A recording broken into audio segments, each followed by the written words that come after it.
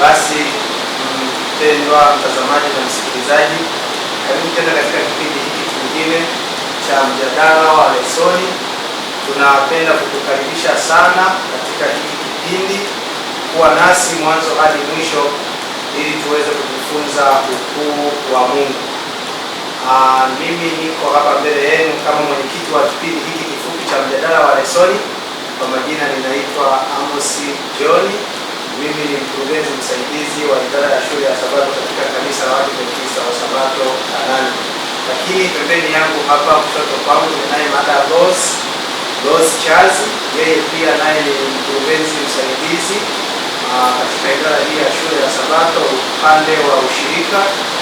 Naye tutakuwa naye katika kipindi hiki cha leo. Lakini pia kulia kwangu tunaye Madam Neema, naye pia ni mkurugenzi msaidizi akisaidia katika upande wa uinjilisti pamoja na utume.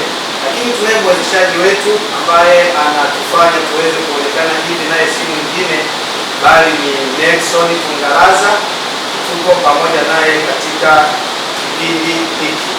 Basi kabla tujaenda katika kipindi, nipende kumkaribisha dada Neema aweze kutupatia ombi ili tuweze kuendelea na kipindi hiki. Madam Neema, karibu.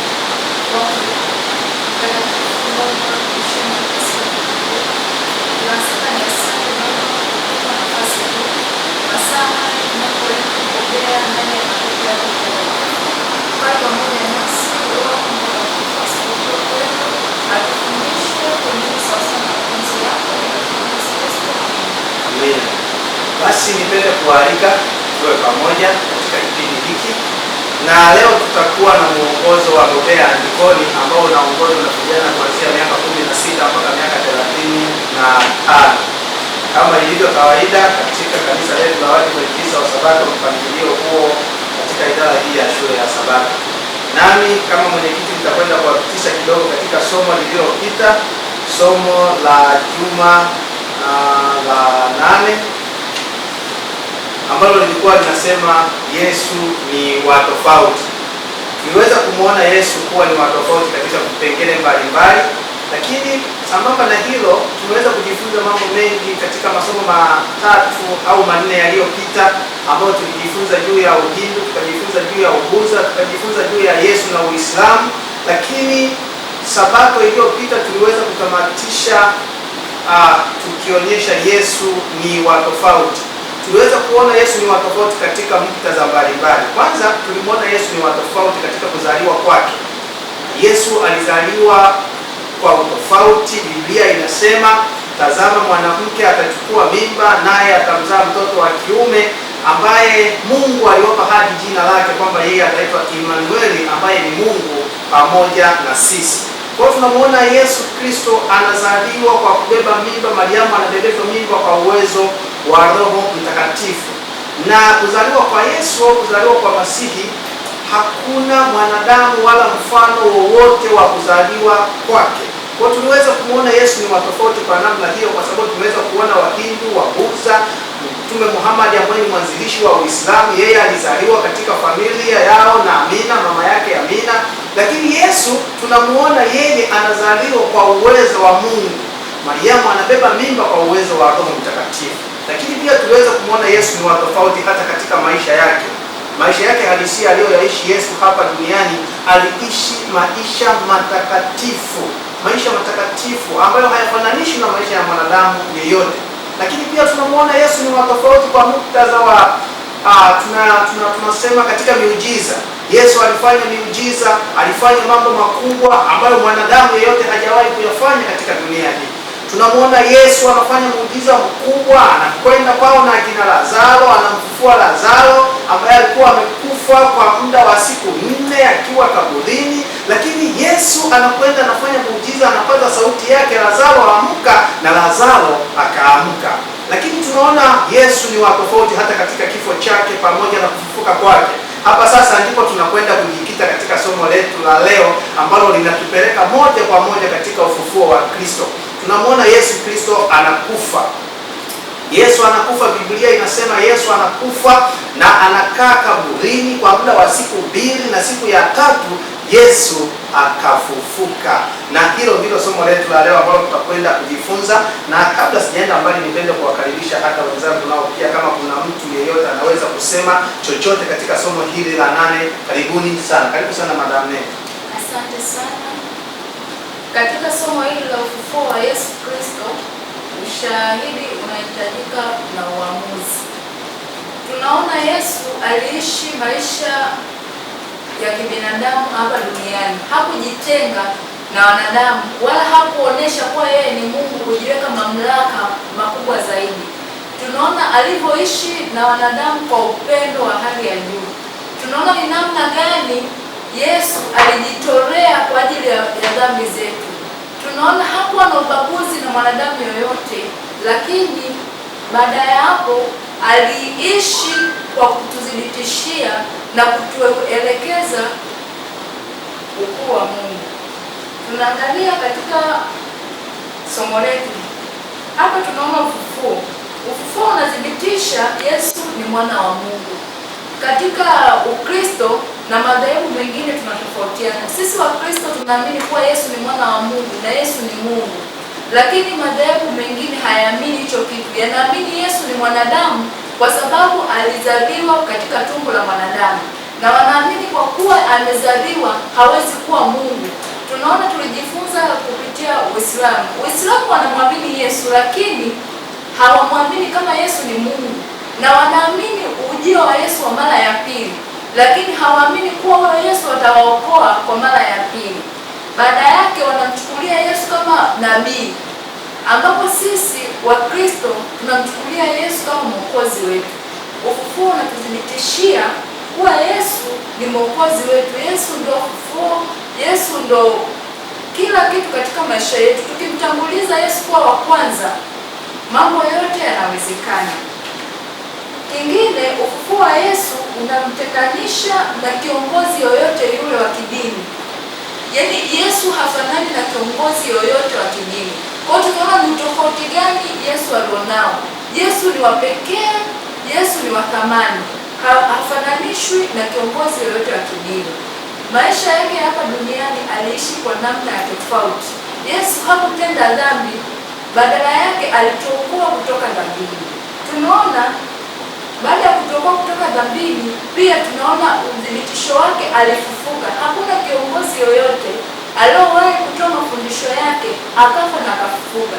Tunamwona Buddha kama Gautama alitoa mafundisho yake, alitoka kwenye jamii ya kifalme akajitenga na kutoa mafundisho yake, lakini amekufa. Hadi leo hii hatujawahi kusikia ufufuo wake. Kwa hiyo tunaona Yesu ni tofauti sana. Asante.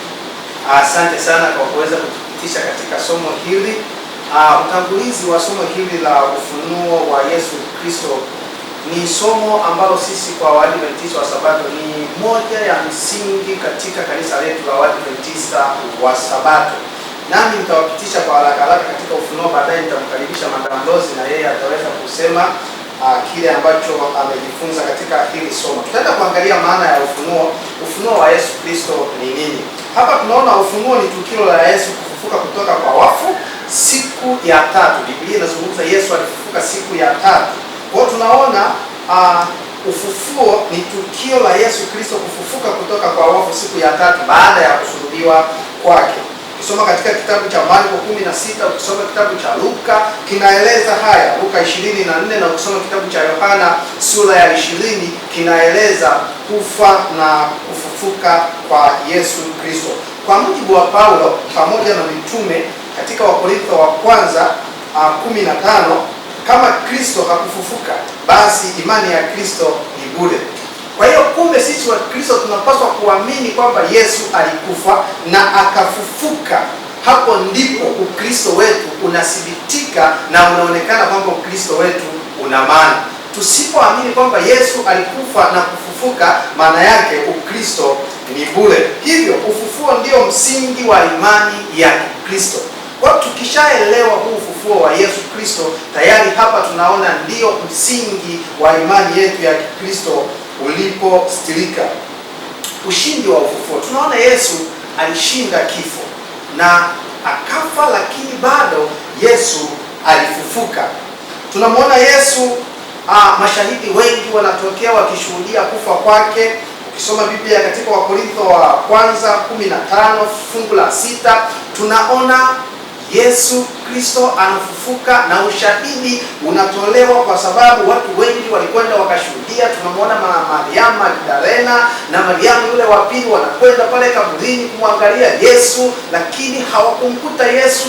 Walikuta lile jiwe limevingishwa, alipo Yesu hayumo ndani ya kaburi.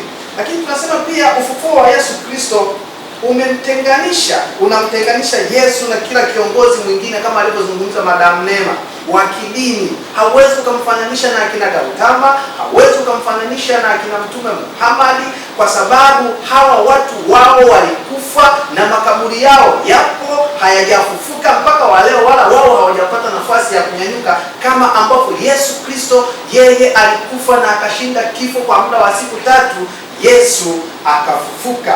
Kwa hiyo ufufuo wa Yesu Kristo hatuwezi kumfananisha na watu wengine ambao wako katika dunia hii, ambao wengine tayari walishakufa, japokuwa walikuwa na misingi yao ambao na wao walikuwa wanaiamini, na walikuwa wakiwafundisha hata watu wao kuweza kuamini juu ya misingi ambao wao wenyewe waanzilishi wa hizo dini, kama akina Gautama pamoja na akina Mtume Muhammad, namna ambapo wao walikuwa wameamini dini hiyo. Lakini pia tunaona mabadiliko ya wanafunzi wa Yesu Kristo. Wanafunzi waliokuwa waoga waligeuka kuwa mashahidi jasiri waliokuwa tayari kufa kwa ajili ya ujumbe wa ufufuo wa Yesu Kristo. Wengi walikuwa hawaamini hicho kitu, hawakusadiki kabisa, kwa sababu Yesu alikuwa akiwafundisha, akiwaelezea wanafunzi wake juu ya kufa kwake na kufufuka kwake, lakini wengi wao hawakuweza kuamini. Lakini sasa baada ya Yesu kufa na wakashuhudia kweli Yesu amefufuka katika wafu, ndipo waliweza kusadiki hawa wanafunzi wake na kuamini ya kwamba kweli yeye amefufuka. Tunaona kuzaliwa kwa kanisa pia kunamuelezea Yesu juu ya ufufuo wake. Kanisa la kwanza lilianza kwa nguvu ya Yerusalemu, mahali ambapo Yesu alizikwa. Hapo ndipo tunaanza kushuhudia sasa Ukristo uliosimama baada ya Yesu kufufuka katika hilo kaburi. Jambo hili lisingewezekana kwa kaburi lingekuwa na mwili, lakini kaburi halikuwa na mwili. Mwili wa Yesu tayari ulikuwa haukuwepo kwenye lile kaburi. Kwa hiyo tunaona kanisa la awali pia linajengwa pale, linaanzishwa, msingi imara unaanzishwa juu ya ufufuo wa Yesu Kristo. Mwandishi wa lesoni hii amejaribu kuuliza baadhi ya maswali katika lesoni hii. Katika utangulizi ameuliza swali akasema kwamba, je, kuna mtu aliyehadaa kifo na kuthibitisha hilo? Je, hilo linapatikana kwangu? Lakini mwandishi wa lesoni hii ameandika katika ukurasa wa 96 akasema kwamba ufufuo wa Yesu unajibu maswali haya kwa ndio yenye nguvu. Yesu hakuandaa kifo tu, bali alikishinda kabisa, na anatoa ushahidi huo kwa wote wanaomwamini. Hiki ndicho kiini cha ujumbe wa Kristo kupitia Yesu, uzima wa milele, si tu kitu kinachowezekana, bali ni zawadi ya hakika inayopatikana kwa wote waliokubali Yesu Kristo. Kwa hiyo tunamwona Yesu Kristo ndo kiini cha Ukristo. Yeye mwenyewe ndiye aliyesimama kama Kristo, yeye mwenyewe alisimama kama Mungu mwenyewe, na alikuja kuthibitisha hilo na akashinda yote, majaribu yote yaliyokuja juu yake. Tunamuona hata kipindi anasulubiwa pale msalabani, Yesu hakubishana na mtu. Kazi yake yeye ilikuwa ni kunena, kwa sababu yeye alikuwa anafundisha. Kifo cha Yesu pale msalabani ni funzo tosha kwa watu waliokuwepo pale wakishuhudia namna Yesu alivyokuwa akijibu hata maswali mbele ya Pilato. Kwa wale waliokuwepo pale ilikuwa ni funzo tosha kwao kujifunza ya kwamba Yesu Kristo ndiye Mungu na Yesu Kristo ndiye mwanzilishi wa Ukristo. Nisiende mbali sana, nipende kumkaribisha pia Madam Rose naye aweze kutupitisha kidogo kwa kile alichojifunza katika utangulizi huu. Basi Madam Rose, karibu.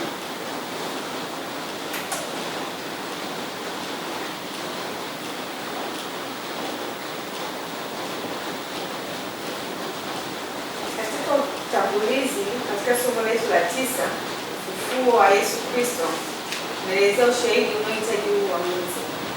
Katika somo hili nilichojifunza ni kwamba ufufuo wa Yesu Kristo bado tumeonyeshwa dhahiri katika namna ya kutetea imani yetu juu ya Yesu Kristo, ni namna gani ambavyo Yesu anaonyesha bado ni tofauti na watumishi wengine. Yesu tofauti wake na Uislamu, Yesu tofauti wake na Ubudha, Yesu tofauti wake na Uhindu na hata imani zingine.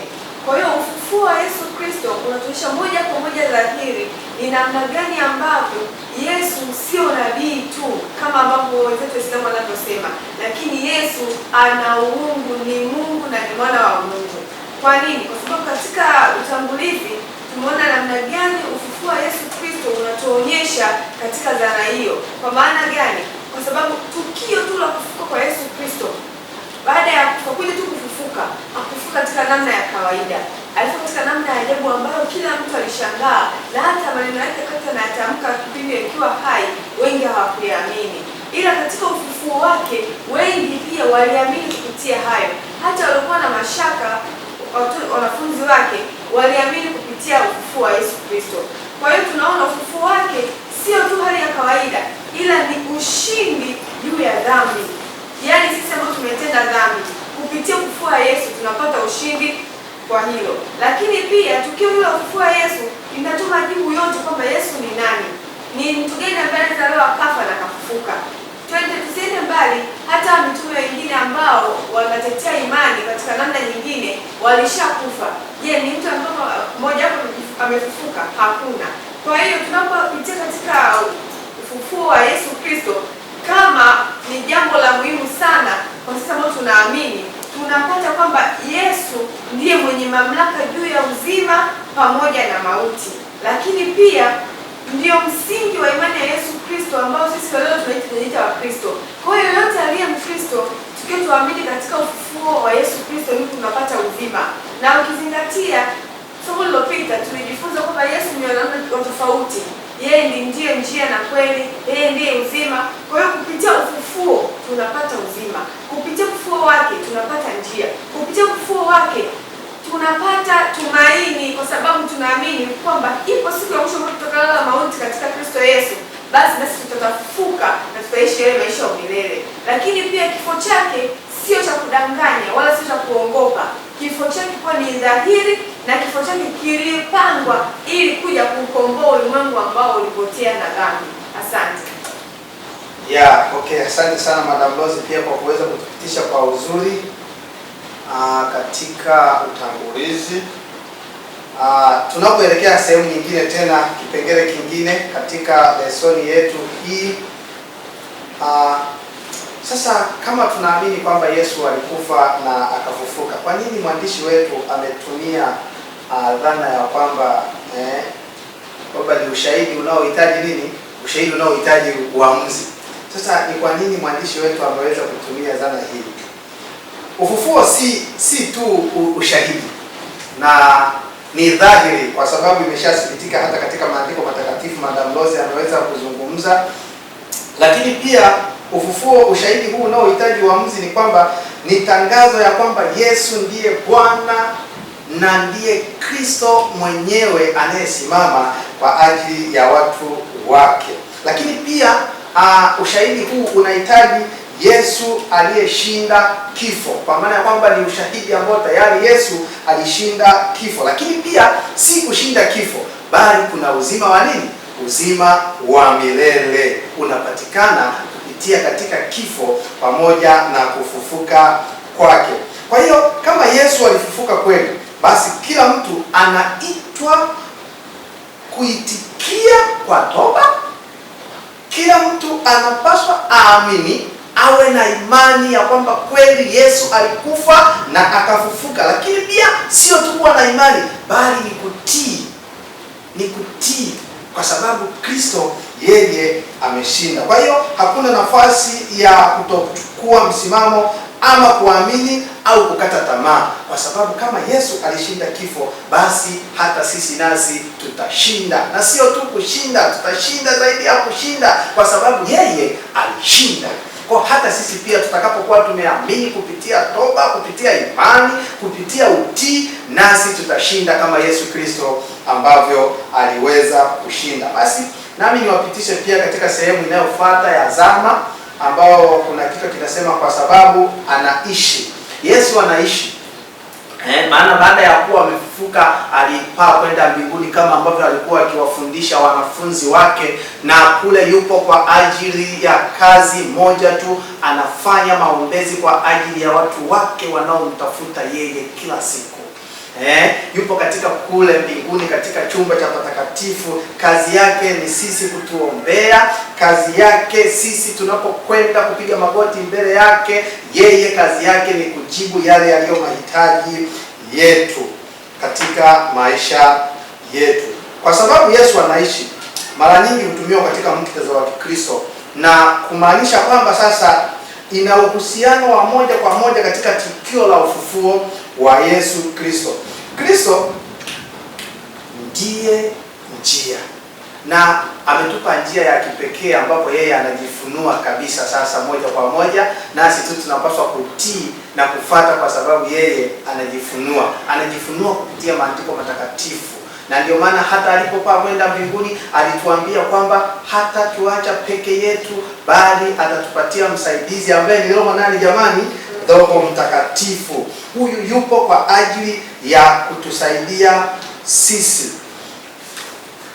Katika sehemu ya zama, Marko 16 fungu la kwanza, tafadhali mtazamaji na msikilizaji, naomba nisome fungu hili ili tuweze kuelewa nini ambacho Yesu alikuwa akimaanisha hapa.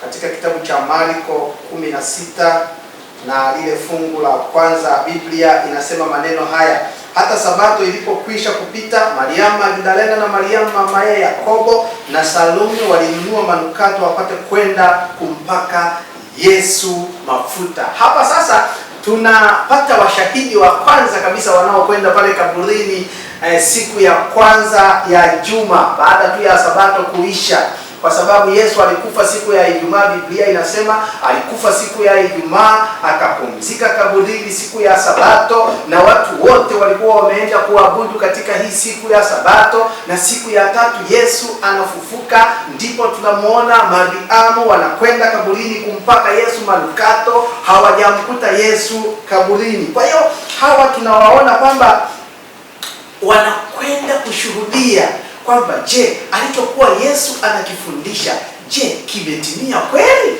Hawa wanakwenda wanafika pale na wanakuta kweli Yesu hayupo. Yesu ameshafufuka, yupo, ameshaondoka. Anasema kwamba hakukuwa na mawazo ya mipango yoyote ya kiutendaji kuhukumwa. Hakukuwa na hotuba zilizotayarishwa wala mipango mikubwa. Alikuja tu na moyo uliovunjika, akitamani kutunza yule aliyemjali kwa upendo mkubwa. Huyu ni Yesu mwenyewe sasa ambaye anazungumzwa na anazidi kujidhihirisha kwa watu wake. Tunawaona hawa watu wa kwanza kabisa wanakwenda pale kumtazama Yesu, lakini hawajaweza kumkuta Yesu kwa sababu tayari Yesu alikuwa ameshakwenda mbinguni. Kwa sababu Yesu anaishi, hili ni tamko la imani linalothibitisha kuwa Yesu yu hai. Hilo linabadilisha maisha ya wanaomwamini leo na hata milele.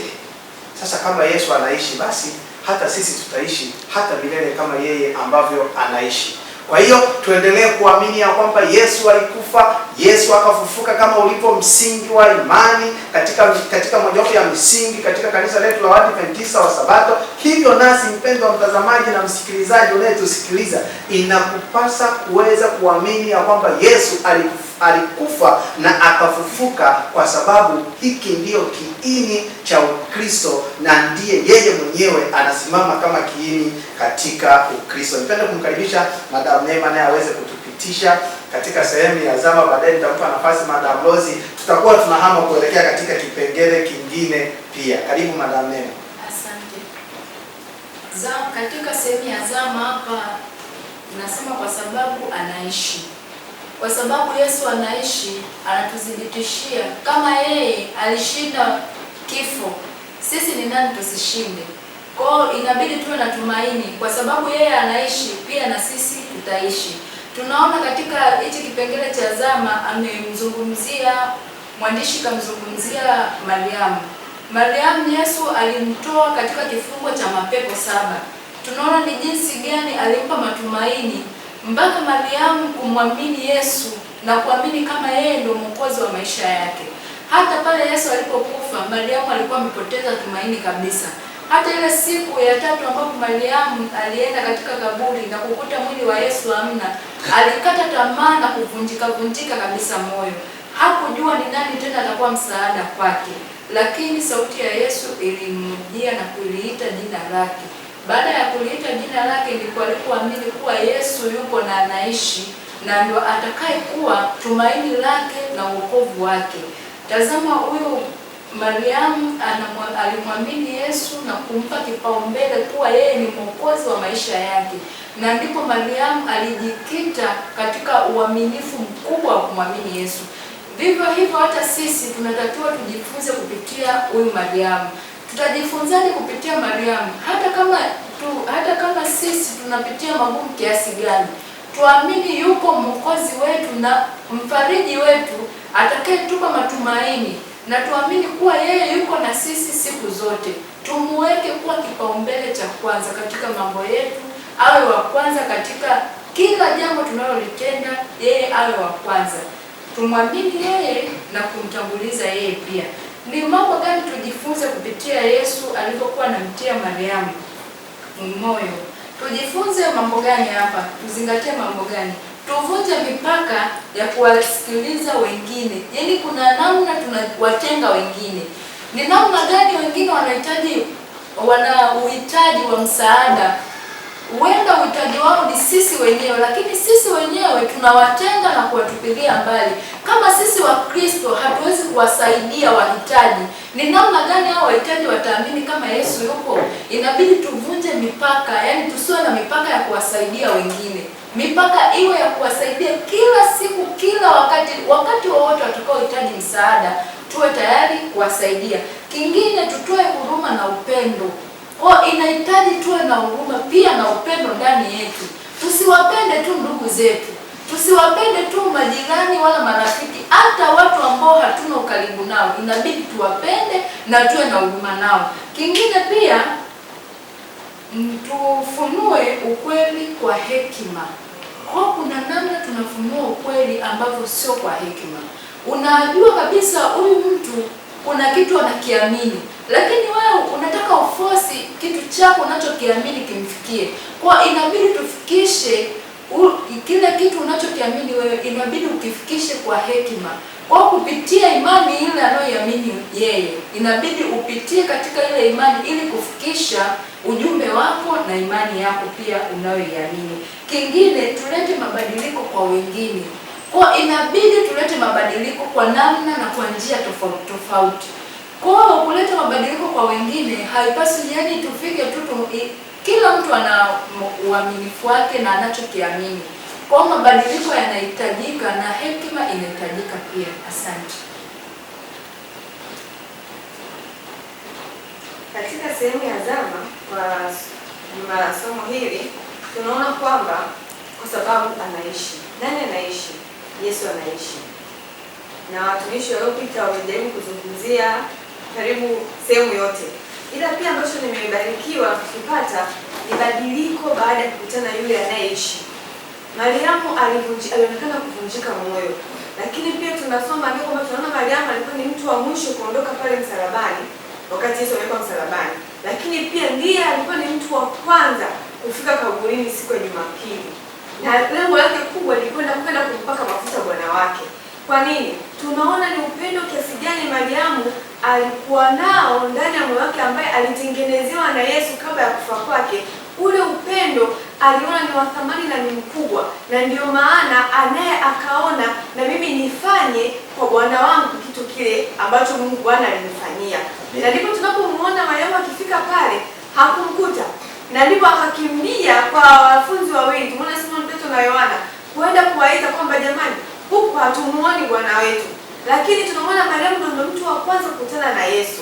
Kwa sababu anaishi, ule moyo wake uliovunjika, uliopondeka na kuwaza umempeleka wapi, ulirejea baada ya kumuona anaishi. Lakini hakuishi tu katika hali ya kiroho kama hivyo ambavyo tunasema, lakini aliishi katika hali ya kimwili pia. Aliona na Mariamu uso kwa uso. Kwa hiyo hata leo hii sisi ambao ni Wakristo tunaishi kwa sababu yeye anaishi. Kwa hiyo hata tunapopitia changamoto kiasi gani, tusikate tamaa, hata tukilala nzima, ili atakapokuja mara ya pili tukapata kuishi naye katika Yerusalemu ile mpya.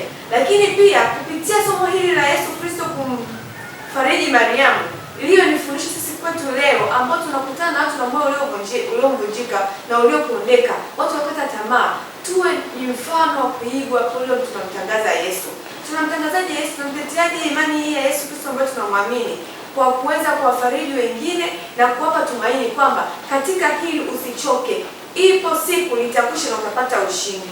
Kwa hiyo katika sehemu ya zama, kwa sababu anaishi, Bwana Yesu Kristo anaishi na ataendelea kuishi milele katika jina la Yesu Kristo. Asante kwa kutupitisha katika sehemu hii. Mungu awabariki sana.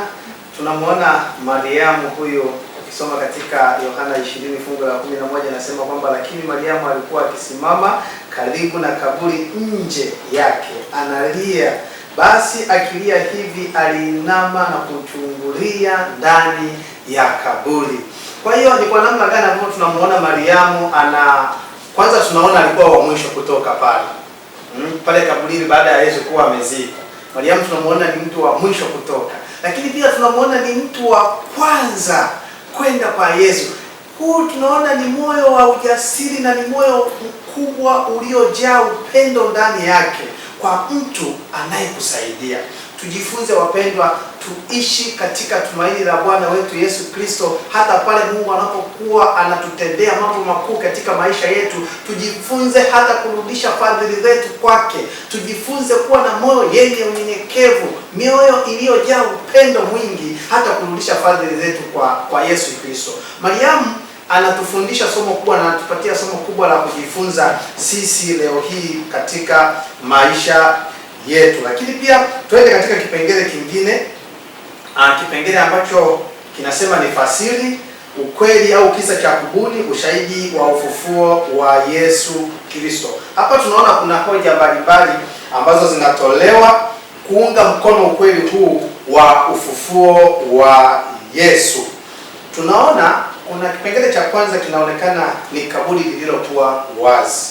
Tunaona Mariamu anakwenda pale kaburini asubuhi, anakuta kaburi liko wazi, mwili wa Yesu haupo tena kaburini.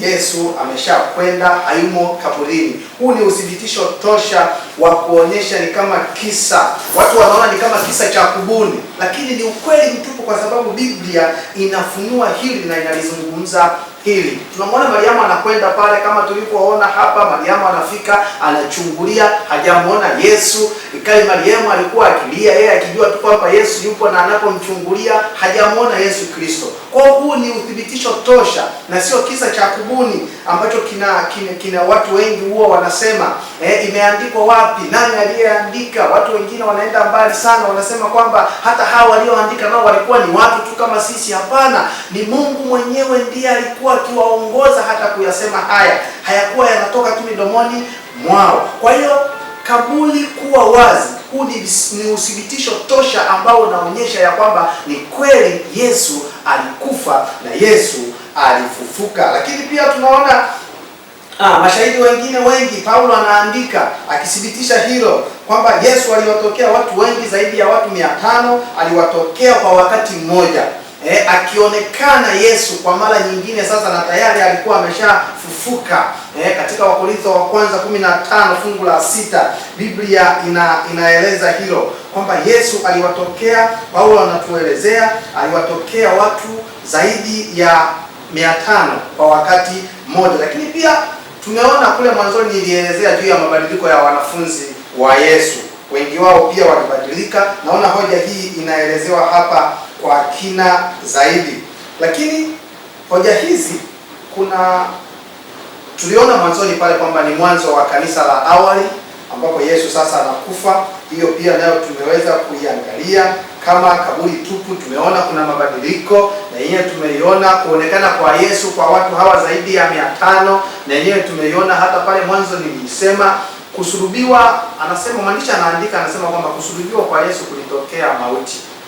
Ni muhimu kuthibitisha kwamba Yesu alikufa kweli msalabani. Dr. William ambaye ni mwandishi, katika uchambuzi wake katika vitabu mbalimbali na uchambuzi wake wa kitabibu kuhusu kusulubiwa kwa Yesu, alichapisha yeye mwenyewe na kuthibitisha hilo kwamba Yesu ni kweli alikufa na Yesu alisulubishwa. Kwa hiyo tusije tukaanza kujifunza na kuona ya kwamba hivi ni visa ambavyo vilitengenezwa ili kuonekana ni kweli Yesu alifufuka. Hivi ni visa vya kweli, kwa sababu haya mafunuo yote ni Mungu mwenyewe ndiye aliyekuwa akisimamia. Hata hawa waliokuwa wakiandika hivi vitabu, hii Biblia nzima, ushahidi wote huu unaotolewa, hivi visa sio vya kubuni. Tuamini, kwa sababu kama tunaamini fundisho hili la Waadventista wa Sabato kama msingi wa ufufuo wa Yesu Kristo, basi tunapaswa kuamini visa hivi na sio visa ambavyo vilitengenezwa ili kuonekana tu ni ushahidi wa kwamba Yesu alifanyaje, Yesu alifufuka. Kwa hiyo katika sehemu hii ya fasili mimi nimeweza kuelewa vipengele kama hivyo ambavyo nimeweza kuvisema: kaburi kuwa wazi, kuonekana kwa Yesu kwa watu wengi, mabadiliko ya wanafunzi wa Yesu. Hivi ni vidokezo ambavyo vinazungumzwa kuwa ni ushahidi na sio visa vya kubuni katika muktadha wa somo letu. Nimkaribishe Madam Lozi kwa chochote.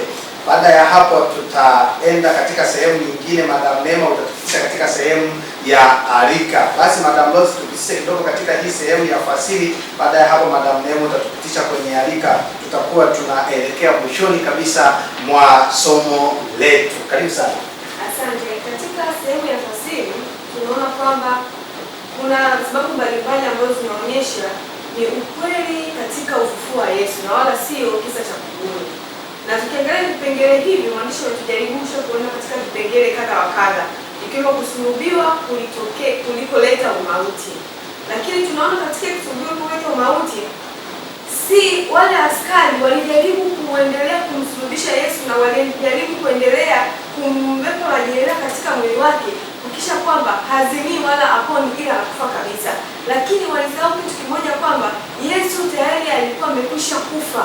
Ile jeraha sio kama ni udhihirisho wa Yesu kufa, ile tayari alikuwa ameshakufa. Ni mpango wa wokovu wa mwanadamu. Kwa hiyo tayari alikuwa ameshakufa na ilipangwa kwamba afe katika siku hiyo. Lakini pia kuna kitu kinaitwa kaburi kuwa tupu. Kaburi kuwa tupu inaonyesha kwamba ni ufufuo wa Yesu kabisa, kwamba ile kaburi halipo. Leo hii watu wengi tunaozika makaburini hakuna anaweza kufufuka, lakini udhihirisho wa kaburi kuwa tupu inaonyesha kwamba Yesu yeye ni ufufuo, na hiki kisa cha Yesu kufa na kufufuka sio cha kubuni, bali ni kisa cha ukweli ambacho kinadhihirisha uungu wake na mamlaka yake katika uzima na umauti. Lakini pia tunaona kitu kingine, kuonekana kwa Yesu. Yesu hakuonekana katika habari ya kiroho tu, lakini alionekana kimwili.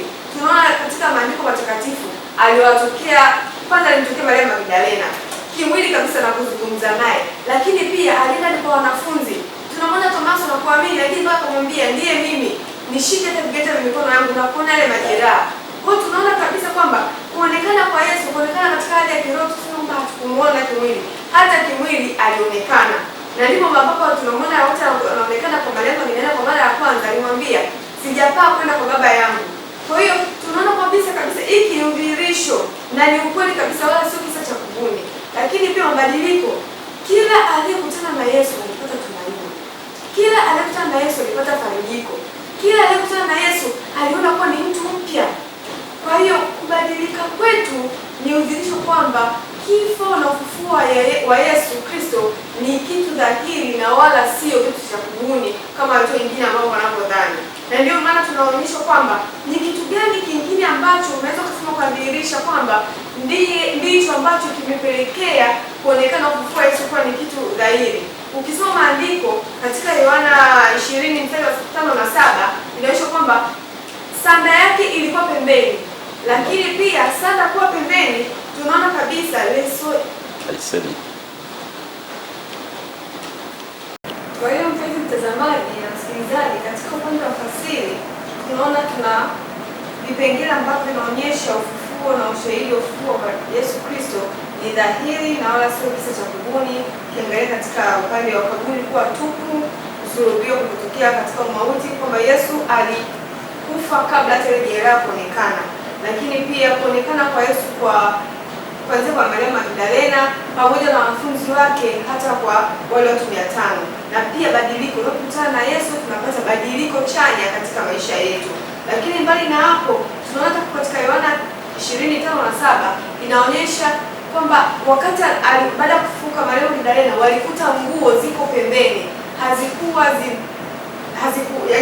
lakini zimesongwa pembeni. Hata ile leso ya kichwani ilikuwa mahala pa pekee yake. Kwa hiyo tunapoenda katika lesson hii kupitia imani, tujifunze kwamba kifo na ufufuo wa Yesu ni kitu dhahiri wala sio cha kubuni. Asante. Asante. Katika kipengele hichi cha arika kinasema nguo zilizokunjwa. Tunaona mwanafunzi wa kwanza kufika katika kaburi alikuta nguo za Masihi zimekunjwa kwa utaratibu vilivyo zaidi, na ishara ilikuwa ya ushindi wa kimya lakini wenye nguvu kwa jambo la ajabu. Mwanamke aliyesamehewa, tunaona Mariamu Magdalena ambaye hapo awali alilemewa na maisha yake ya zamani. Alikuwa wa kwanza kukutana na Kristo. Tunaona Kristo alimsamehe na kufuta makosa yake. Tunaona ni vipi Mariamu alipokea uponyaji wa Kristo. Alisamehewa na maisha yake yalibadilika. Tunaona ushuhuda wa wanafunzi wawili. Tunamwona Petro na Yohana ambapo wote walikimbia kwenye kaburi, waliona sanda zilizokunjwa na kutokuwepo kwa Masihi. Tunaona ni jinsi gani nguo zilizokunjwa zilithibitisha ushindi wa Yesu Kristo juu ya ufufuo wake. Asante Madam Nemo kwa kutupitisha katika sehemu hii. Basi nami nitawapitisha kwa haraka katika sehemu ya uelewa, tukiwa tunaelekea kabisa mwishoni mwa somo letu. Uelewa nguvu ya ufunuo wa Yesu Kristo. Hapa tunapata kumuona Yesu kama ni kiini cha imani ya Kikristo kama ilivyoandikwa katika Biblia, na sio tu tukio la kihistoria bali ni uhalisia wenye athari kwa maisha ya sasa na maisha yetu ya milele. Tunaona nguvu ya kushinda kifo kwa Yesu Kristo. Yesu anashinda mauti. Biblia inasema, mauti, ushindi wako uko wapi? Hayo ni maneno ya Paulo katika kitabu cha Wakorintho wa kwanza na ile sura ya 15. Lakini pia tunaona nguvu ya ushindi juu ya dhambi. Yesu Kristo anashinda dhambi. Tunaona nguvu ya maisha mapya. Yesu Kristo anaanza maisha mapya mengine baada ya kuwa amefufuka pale msalabani. Lakini tunaona nguvu ya ujasiri na tumaini. Wanafunzi waliokuwa waoga walipata ujasiri baada ya kumwona Kristo aliyefufuka. Hofu iligeuka kuwa ushuhuda kwa kuwa wanamwamini. Leo ufufuo ni chanzo cha ujasiri katikati ya mateso. Lakini pia tunaona wanafunzi wanapata tumaini katikati ya changamoto, imani ya kesho iliyo salama. Huo pia ni nguvu. Lakini hitimisho katika somo letu hili, tuelewe sasa ya kwamba uelewa wa nguvu ya ufufuo wa Yesu Kristo si kujua tu kwamba Yesu alikufa au Yesu alifufuka, bali ni kuelewa maana yake. Maana ya kufufuka ni nini?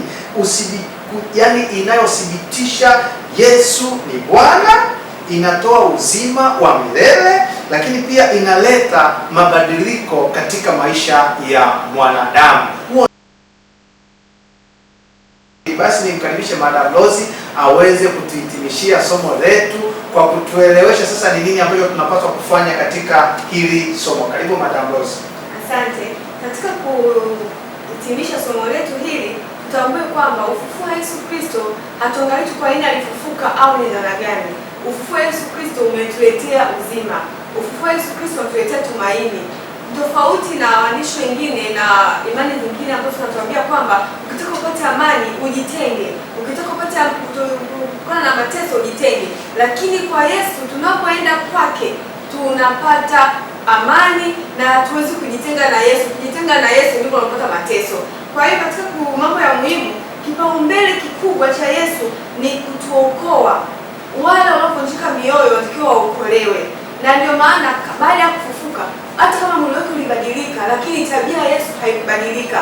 Pale pale aliendelea na kazi yake ya ushuhuda, aliendelea na kazi yake ya kuwaleta watu kwake, na aliendelea na kazi yake ya kuokoa. Mambo ya muhimu tunatakiwa tuyakumbuke ni kwamba Yesu anatambua huzuni zetu. na Yesu anatujali. Kila mmoja anayemfuata Yesu anamjali na kumpokea na kumbadilisha. Kwa hiyo kufufuka kwake ni badiliko kwetu, kwamba twende na mizigo yetu, Yesu anatupokea. Na pia ufufuo wa Kristo unatupatia nguvu ya kushinda dhambi. Wewe, mimi ambaye ni mwenye dhambi, wewe ambaye ni mwenye dhambi, tunapokuwa dhambini tusibaki kuogopa basi itakuwaje. Tunapomwangalia msalaba tunapata ushindi kupitia dhambi tunazozifanya, lakini pia inatuondolea hofu. Na tunapomrejea Yesu basi tunaamini kabisa dhambi zetu zinasamehewa. Lakini ya mwisho pia, ushahidi wa kihistoria kuhusu ufufuo wa Yesu ni thabiti na waumini wanaweza kushiriki ukweli wa ufufuo kwa ujasiri. Sisi ambao tunaamini Biblia, sisi ambao tunaamini katika Yesu Kristo, tunaamini katika ufufuo, tupate ujasiri wa Roho Mtakatifu wa kutetea imani hii, ufufuo wa Yesu, kwamba ni dhahiri na sio cha kubuni, na tuamini kabisa kupitia ufufuo wake tunapata uzima, na ndiyo kweli na ndiye njia. Asante. Basi mpendwa mtazamaji na msikilizaji wa kipindi hiki, Mungu akubariki sana kwa kuweza kusikiliza kipindi hiki. Ninaamini mengi utakuwa umejifunza. Roho Mtakatifu atakuwa amekufundisha mambo mengi kupitia katika somo hili. Kama utakuwa na swali lolote la kuuliza, kuna maswali kadha wa kadha unaweza kujiuliza. Utaweza kuuliza maswali yako baada ya kuwa umesikiliza na kuelewa ni nini kinachozungumzwa katika muktadha wa somo hili. Nipende kukukaribisha tena katika somo linalofuata ambalo tutakuja kulijadili baadaye sana, somo linalosema Biblia, kitabu kitakatifu Biblia.